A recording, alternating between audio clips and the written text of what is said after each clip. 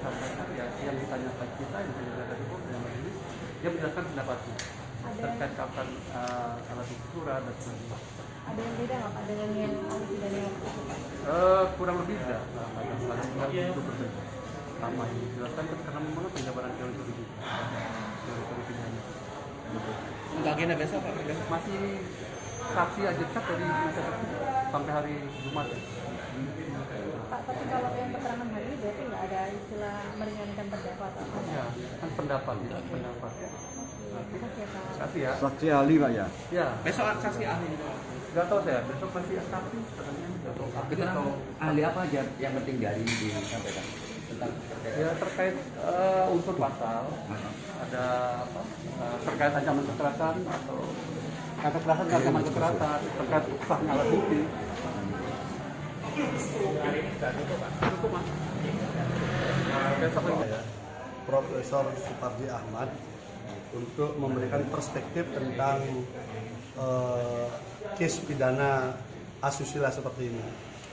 Jadi tadi membedah soal masalah status visum secara hukum, persyaratan formil, persyaratan material, kemudian soal kesaksian tunggal daripada korban yang tidak didukung oleh nama-nama yang disebutkan korban, itu bagaimana statusnya, soal pasal 65 perbarengan, konkursus itu ketika salah satu atau dua peristiwa itu tidak terbukti bagaimana. Jadi lebih pada penggalian ilmu hukum pidana untuk memberikan perspektif dan penguatan, termasuk juga kita tanyakan soal posisi keyakinan hakim di dalam sebuah perkara yang harus dilakukan. Apakah murni harus berangkat dari alat-alat bukti persidangan atau keyakinan hakim itu bisa datang dari luar? Artinya kan kadang-kadang peradilan opini, tekanan publik, kan itu. Tapi tadi disampaikan oleh saksi ahli bahwa keyakinan hakim itu harus tumbuh dari fakta-fakta persidangan, bukan dari tempat yang lain. Nah ini kan mudah-mudahan bisa menjadi panduan kita bersama kan. Kan ujungnya nanti kan hakim yang memutuskan.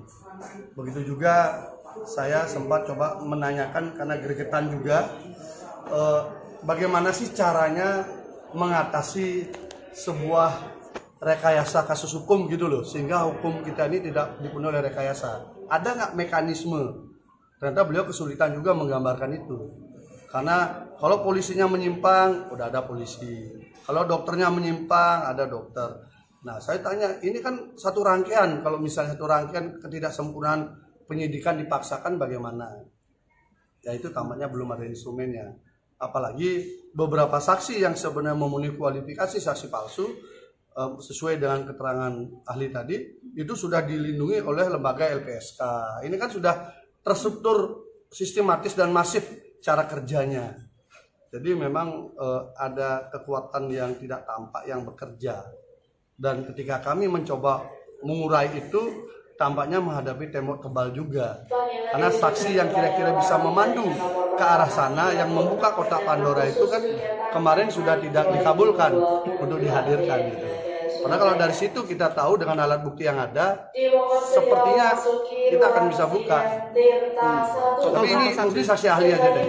Total sudah berapa saksi nggak saat ini? Pidana yang dihadirkan lagi, apa keterangan ahli pidana yang kemarin itu kurang? Ya memberikan perspektif yang berbeda kan. Tapi ternyata hampir sama juga, khususnya soal validitas. Visum itu sama-sama kalau misalnya nggak memenuhi syarat validitas, nggak memenuhi syarat formil, memang nggak bisa dipakai. Istilahnya begini, ketika alat bukti itu meragukan, maka tidak bisa dipakai untuk meyakinkan. Nah, kira-kira gitu.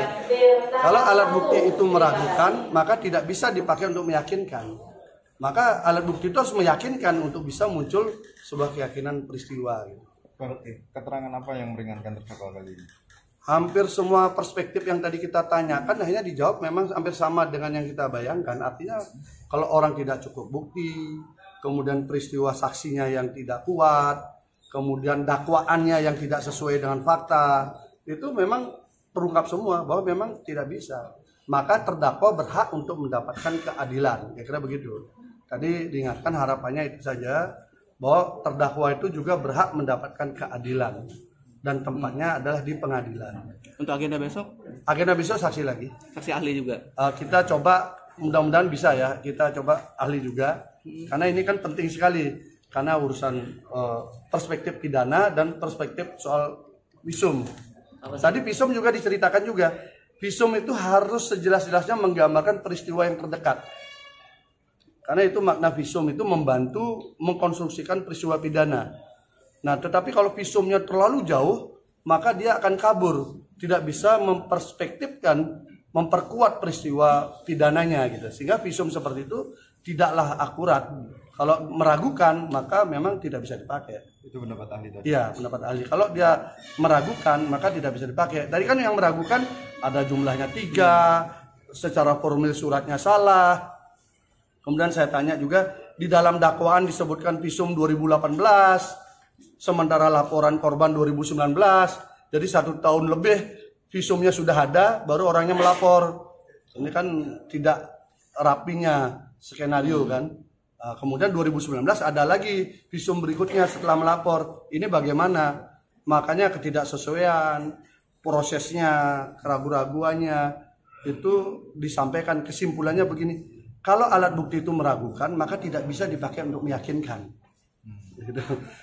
Itu prinsip dasarnya. Sehingga harus dicari alat bukti yang bisa meyakinkan, bukan yang membangun keraguan. Nah, sementara itu yang kita sedang gali kan. Total berapa saksi nggak saat ini, Pak? Sudah berapa saksi? Sudah berapa saksi yang? Berapa saksi total? Mbak, total semua dengan ini ya, JPU ya. Waduh, udah banyak. Dari ininya. Oh, dari kita, dari kita. Karena ini problemnya kan begini. Saksi yang kita hadirkan kan ada saksi yang ada di BAP, yang sebenarnya menjadi kewajiban JPU. Tapi JPU kan enggak mau menghadirkan. Kami harus cari. Memang tidak semua bisa kami hadirkan. Tapi mau bagaimana lagi? Tetapi tadi dijelaskan, saksi yang tidak dihadirkan di dalam persidangan tidak bisa dipakai. Karena semua perhitungan alat bukti adalah yang hadir di persidangan. Itu ahli mengatakan begitu. Jadi kalau itu tidak ada di persidangan, maka tidak bisa dipakai. Kan banyak tuh alat buktinya banyak, saksinya banyak, tapi tidak dihadirkan. Padahal kita ingin hadirkan aja semua biar sekalian kita bisa uji kan. Tapi kan takut, kayak saksi yang sudah dihadirkan tuh malah memperkuat terdakwa. Pak, mau tanya, kalau awalnya benarkah di BAP itu 5 korban menjadi 1? Di BAP, di dakwaan hanya 1, 5 tuh ada di Kapolda. Bukan di BAP ya? Di Kapolda, Pak Niko yang ngomong di media. Catat itu. Pak, bisa berubah jadi 1 secara hukum? Pak Niko yang ngomong di media bahwa ada 5 korban, berkasnya dibawa ke kejaksaan. Masuk pengadilan tinggal 1. Itu faktanya. Capek juga kita. Agenda selanjutnya Kamis ya? Hah? Agenda selanjutnya nanti? Ya, besok juga. Oh besok ya? Besok. Oke. Pokoknya sampai Jumat. Ahli apa Pak? Besok ahli apa Pak? Adalah. Oke. Takutnya nanti kalau kita bilang, ngerti lah.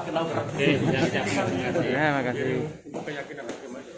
Ya membangun perspektif bersama tentang pidana itu seperti apa. Kan perlu juga kan. Kadang kita perlu disegarkan juga oleh pakar hukum kan. Karena rutinitas kadang kita salah perspektif kan membaca. Ilmu-ilmu hukum kan berkembang. Oh, satu hal lagi tadi dikatakan soal kekerasan dan ancaman kekerasan. Kalau dalam KUHP itu ancaman kekerasan itu harus dalam bentuk ancaman menuju ke fisik. Karena itu KUHP itu dari peninggalan zaman Belanda. Beda dengan undang-undang KDRT, tidak pidana kekerasan seksual yang baru ya, di mana psikis kan masuk di dalamnya. Ini kan pasalnya pasal KUHP kan. Ya itu selama tidak bisa dibuktikan di dalam persidangan tidak bisa dipakai. Tadi tegas sampaikan semua struktur ancaman apalagi melalui alat-alat medsos dan sebagainya harus bisa dihadirkan di persidangan. Selama tidak bisa dia dihadirkan di persidangan tidak dianggap sebagai sebuah alat bukti. Karena dia nggak hadir di persidangan dan memang nggak ada sampai sekarang. Sampai sekarang ancaman yang WA itu belum pernah bisa dihadirkan di sidang. Sampai sekarang. Tapi keyakinan yang terbentuk itu harus berdasarkan alat bukti. Sebaliknya juga alat bukti yang membentuk itu juga harus melahirkan keyakinan. Keyakinan juga harus berdasarkan alat bukti. Jadi harus saling melengkapi. Yakin berdasarkan alat bukti melahirkan sebuah keyakinan. Gitu. Keyakinan semata tidak bisa. Alat bukti kalau tidak yakin pun juga berarti kan tidak bisa juga. Gitu, ya. Maaf Prof, selama sidang sampai dengan sekarang sampai saat 19 kemarin itu dari saksi kan masih yang dihadirkan dari saksi pihak JPU itu kan bukan bukan saksi yang mengalami atau yang mengetahui persis, ini gimana? Ya, sebetulnya kalau secara formil itu tidak memenuhi kualifikasi sebagai saksi, karena secara formil saksi itu kan harus secara material, maksud saya harus melihat, mengalami dan mendengarkan secara langsung. Tidak bisa katanya kan gitu. Satu itu. Dan yang kedua, juga saksi itu seandainya tidak mengetahui pun itu harus benar gitu loh, bersesuaian antara saksi satu dengan saksi yang lain. Ketidakbenaran saksi satu dengan saksi yang lain itu kan menunjukkan bahwa kesaksiannya tidak benar sesuai dengan fakta. Seseorang melihat suatu masalah yang sama, kalau memang tahu semuanya berarti kan ceritanya sama. Tapi ini kan ternyata satu masalah yang sama diceritakan oleh banyak orang dengan berbeda pendapat. Itu berarti kan menunjukkan kesaksiannya diragukan. Kemarin itu Pak Gede sempat ngasih pernyataan ya. Ini baru pertama kali katanya beliau itu melihat ada seorang kuasa hukum menjadi saksi. Apakah memang diperkenankan seperti itu atau memang ada kejanggalan? Ya, tadi kan jaksa juga nanya kan apa ada larangan misalnya seorang kuasa hukum menjadi saksi. Ya, secara eksplisit tidak disebutkan seperti itu. Kuasa hukum dilarang jadi saksi, tidak disebut seperti itu. Tetapi kan secara material kan saksi itu kan harus objektif kan, tidak boleh ada konflik of interest kan. Maka untuk menjamin objektivitas dan mencegah konflik of interest tadi itu harus dipastikan bahwa saksi tadi tidak punya ketergantungan, tidak adanya hubungan keluarga, hubungan pekerjaan, sehingga yang disampaikan adalah fakta. Jadi bukan kepentingan dari korban, tetapi yang disampaikan adalah fakta. Kalau yang disampaikan korban adalah fakta, nggak ada masalah. Tetapi kalau yang disampaikan korban bukan fakta, maka kesaksiannya kan menjadi tidak benar, gitu, karena tidak sesuai dengan fakta. Gitu.